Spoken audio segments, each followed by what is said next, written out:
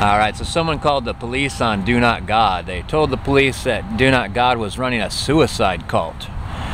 Do Not God talks about things like life being a plague, life being suffering. Don't bring children into the world. This is a failed experiment, and we need to stop it.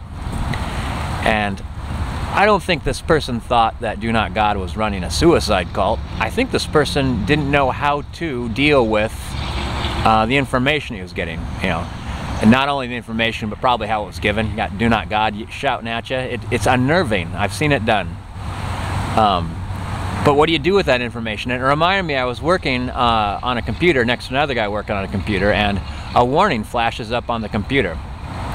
And you read the warning, and then you keep working, and the sign vanishes. It's just letting you know something.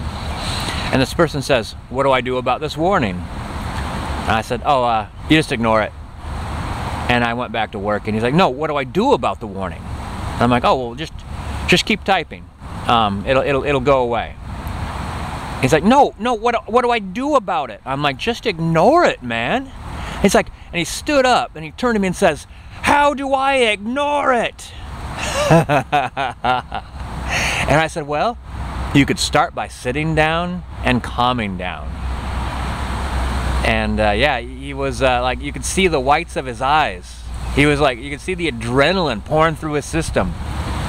So I think some people just don't know how to ignore something. You get some information, you acknowledge it, and you either work with it or you ignore it.